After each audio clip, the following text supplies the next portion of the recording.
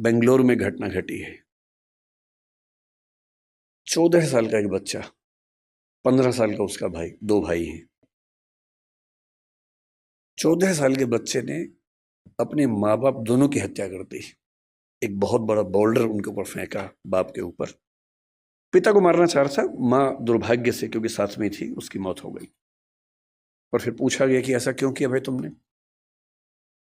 उसने जो कहा वो हम सबके लिए बहुत जरूरी है। उसने कहा, पिछले कुछ समय से मुझे और मेरे भाई को एलर्जी हुई। उस एलर्जी की वजह से हमारी त्वचा कहीं कहीं जल गई, काली हो गई। और रोज हमारे पापा बोलते थे, मतलब गालियां देते थे कि तुम कितने भद्दे दिखते हो, बदसूरत दिखते हो, क्या करते हो, बदतमीजी करते हो, कुछ गलत काम करते हो, इसलिए ऐसा हो गया है। और उसने पुलिस को बताया कि एक तो मैं खुद परेशान कि मेरे साथ ये क्या हो रहा है, और जब मैं घर आता था इस उम्मीद में कि घर पे कम से कम घर पे तो लोग मुझे समझेंगे, वहां तो प्रेम मिलेगा, वहां तो अनकंडीशनल तरीके से मुझसे बात होगी। वहां भी गालियां पड़ती थी, रोज गालियां सुनता था। और एक दिन जब गालियां बहुत ज्यादा हो गई, नहीं झेल पाया, तो मैंने कदम उठाया और मुझे इस वक्त का कोई अफसोस नहीं। ऐसी घटना है। 14 साल का बच्चा है सिर्फ। आप इंटरनेट पे केवल एक चीज सर्च करके देखिए कि ऐसी माताएं या पिता बूढ़े जिनको बच्चों ने घर से बाहर निकाल दिया हो। मैंने यूं ही परसों नेट पर सर्च किया, old age parents who have been thrown out by their children from the home। मुझे लगा एक आध घटना सामने आएगी, कुछ पता पढ़ूंगा उसके बारे में। इंटरनेट के कई पेजेस भर गए, घटनाएं खत्म नहीं हो रही थी। और जो मोस्ट रिसेंट घटनाएं थी उनमें से एक थी बंगाल की। एक ऐसी औरत जिसका पति मर गया, 90 साल की है, 7 बच्चे हैं। सातों बच्चे उन घरों में रहते हैं जो उस महिला के पति ने और उसने मिलकर बनाए थे। और सातों बच्चों ने अपनी माँ को घर से बाहर निकाल दिया, जिस जगह में रहती थी। 12/7 की घटना है। 12/7 एक जगह है बंगाल में, वहां की घटना है। अब सिर्फ इसलिए कि इस बुढ़िया का झंझट कौन उठाए। जब ऐसी घटनाएं, आप भी पढ़ते ही होंगे अखबारों में, मैं भी पढ़ता हूं। और जब जब ऐसी घटनाएं हमारे सामने आती हैं तो हमें बहुत केयरफुल हो जाना चाहिए कि कुछ ऐसा हो रहा है जो ठीक नहीं है। और ये मामला ये कह के टाल देना कि बच्चे आजकल ठीक नहीं हैं, ये पेरेंट्स का सबसे आसान सेफ मैसेज है कि आजकल के बच्चे ठीक नहीं हैं। हमें समझना चाहिए कि ये मामला बच्चों से ज़्यादा पेरेंट्स के लिए महत्वपूर्ण है, कि उनसे कहीं कोई ऐसी गलती तो नहीं हो रही कि ऐसी घटनाएं हमारे समाज में ज़्यादा हो रही हैं। तो मैं भी एक पेरेंट हूँ। पेरेंटिंग पर बोलने का बहुत हक मुझे नहीं है, क्योंकि मैं ऐसा कोई 30 मार का पेरेंट नहीं हूँ। मेरा बच्चा भी बड़ा साधारण सा है, सामान्य सा बच्चा है।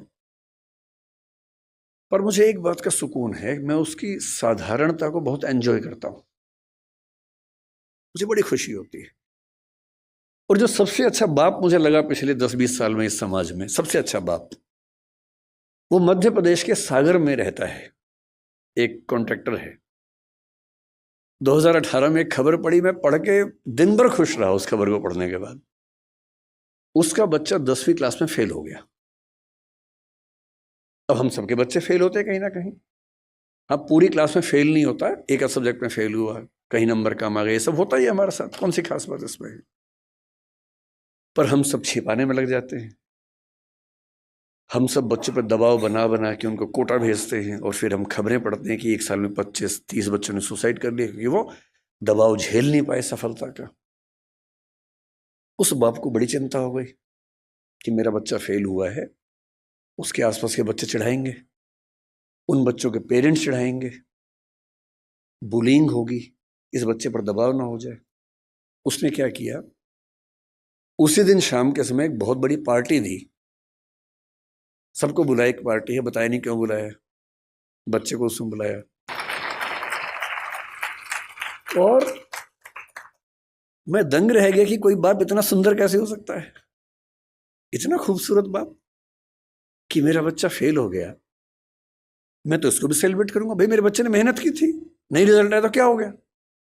मैं क्यों एक्स्ट्रा वजह बनूं कि उस बच्चे के डिप्रेशन में जाने की, एंग्जाइटी में जाने की। और वो खबर पढ़ के मुझे लगा कि ये तो एक फिल्म बनाने लायक खबर है। आजकल मैं खबरें पढ़ता हूँ तो मुझे वो भी दिमाग में आने लग गया कि फिल्म किस पे क्योंकि पिछले कुछ साल मेरा वैसा एक्सपीरियंस भी रहा इस फिल्म के स्क्रिप्ट लिखने के दौरान। ट्रेनिंग ऐसी हुई कि अब हम खबर पढ़ते सोचते हैं कि फिल्म में कैसे सेट होगा, कैसे फिल्म में ला सकते हैं इस बात को। अच्छी खबरें भी है लेकिन बुरी खबरों का अनुपात थोड़ा सा बढ़ा है। और तब मैं ये सोचने पर मजबूर होता हूँ कि क्या ऐसी वजह है। ये तो बहुत आसान बात है कि मैं कहूँ कि जो बात हमारे ज़माने में थी वो आज के ज़माने में नहीं है। अरे हमारे ज़माने के बच्चे जैसे होते थे आज के ज़माने के नहीं होते। ये तो बात हर बूढ़ा आदमी बोलता है अपने बच्चों को। आपके पेरेंट्स आपको बोलते थे, अब अपने बच्चों को बोलते होंगे, तो सामान्य बात है। लेकिन हमारी नई पीढ़ी सचमुच एक ऐसे दौर में है जो मानवता के इतिहास में आज तक नहीं आया है।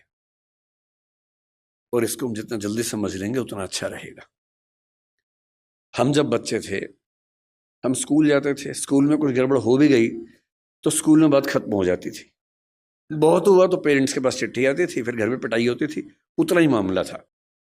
थोड़ा स्कूल में पिटे, थोड़ा घर में पिटे, मामला खत्म, बात खत्म हो गई। स्कूल में आपने कुछ गलती कर दी, चार लोगों ने चिढ़ाया, थोड़ी बुलिंग हुई, सब लोग हंसे, आपके दो आंसू निकले, ठीक है, बात खत्म हो गई। उसके बाद आप पर इम्पैक्ट किसका था?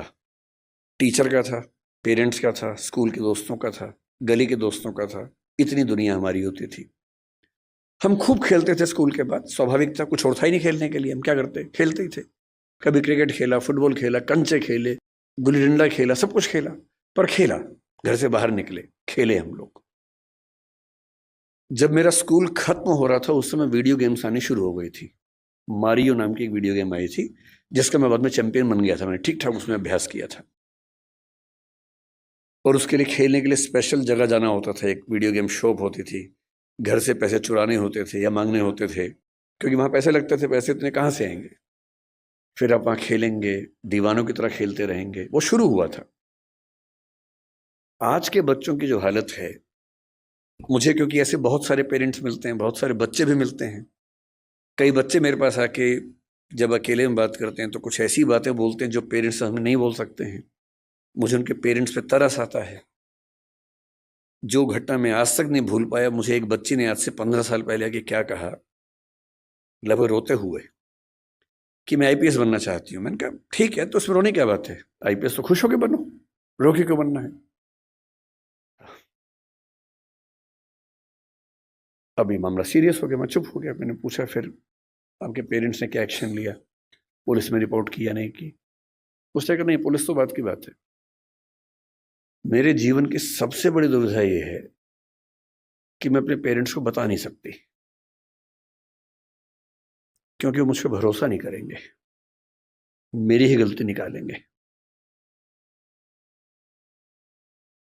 तो मैंने कहा तुमने बताया नहीं पेरेंट्स को? बोले नहीं, ना बताया है, ना बता पाऊंगी,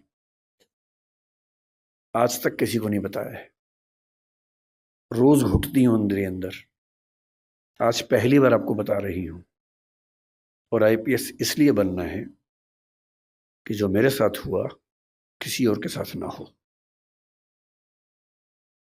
और मैं तब से सोचता हूं कि वो कितने अभागे और मूर्ख पेरेंट्स होंगे जो अपने बच्चे से ये बात नहीं कर सकते। आपका बच्चा गैंगरेप का शिकार हो गया और उसमें इतनी हिम्मत है कि उस चीज को झेल गया, आपको नहीं बता पा रहा, क्योंकि उसको आप पर इतना भी भरोसा नहीं है कि आप उसकी बात सुन पाएंगे। जितने रेप हमारे समाज में होते हैं उनमें से 95% घर के अंदर होते हैं। घर के मेंबर्स या दूर के रिश्तेदार या आस पड़ोस के लोग करते हैं। और उनमें से शायद 10% से ऊपर की खबर किसी को लगती नहीं है। क्यों नहीं लगती है?